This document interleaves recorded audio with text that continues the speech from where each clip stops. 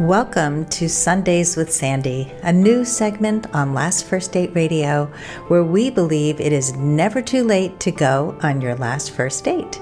I'm your host, Sandy Weiner. I'm a dating and relationship coach, a communications and boundaries expert, and I want you to go on your last first date. It can be very challenging to speak up when your feelings are hurt or when you need to express feelings and needs in times of conflict. Today, I'm going to be sharing my 8-step method for how to have a difficult conversation. Step number 1, identify what's going on for you. How do you feel? What need of yours wasn't met? Really get clear about what the situation is without any judgment. And then identify what's going on for you, how you feel, and what need of yours is not met. Number 2, give yourself empathy.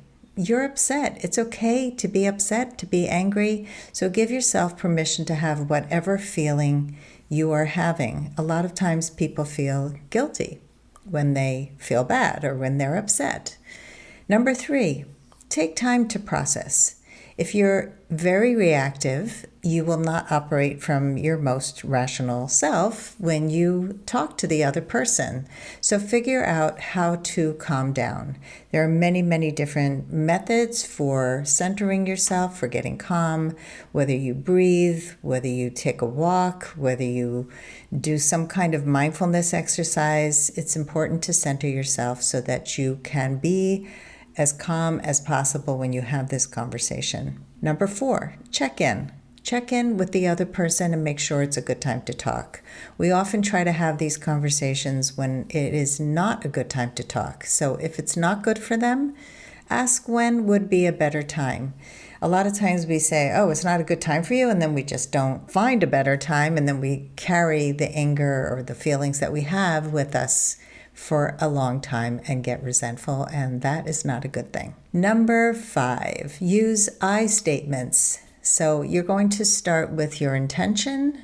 I want to have this conversation because I want to get closer to you, or I want to resolve this conflict, whatever your intention is. And then you're going to use I statements. When this happened, I felt this. You don't judge. You don't label. You don't say, you always do this or you never do this, because these are all statements that will actually distance the other person.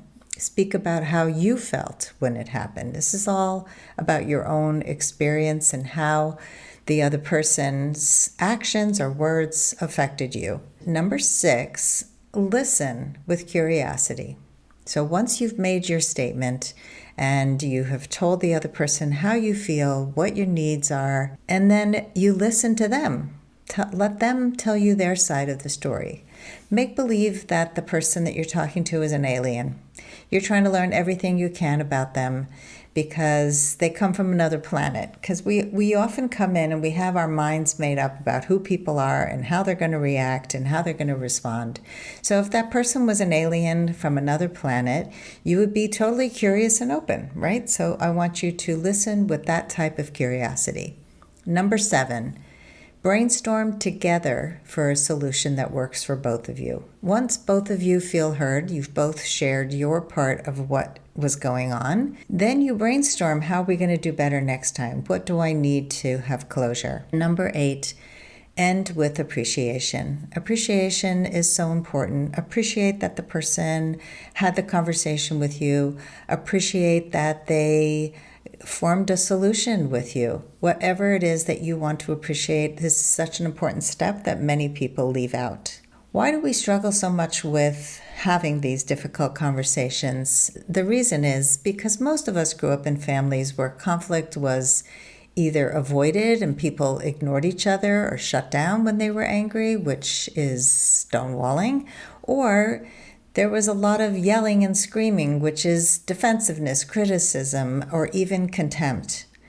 Arguments don't have to be scary or avoided. That's the problem. If you grew up with this type of really horrible conflict resolution or lack of resolution, it becomes really scary to have conflict, to have an argument, to fight fair. When you can have these difficult conversations, it actually brings us closer to our partners and anybody we're in conversation with, so we can share even greater intimacy. How do you deal with difficult situations? Do you speak up or do you shut down? If you are ready to get unstuck, gain new tools, become more empowered, and finally find your last first date, I'd love to talk to you.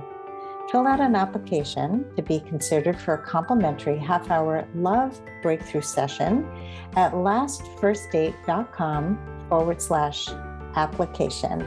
That's lastfirstdate.com/application. I look forward to talking to you soon.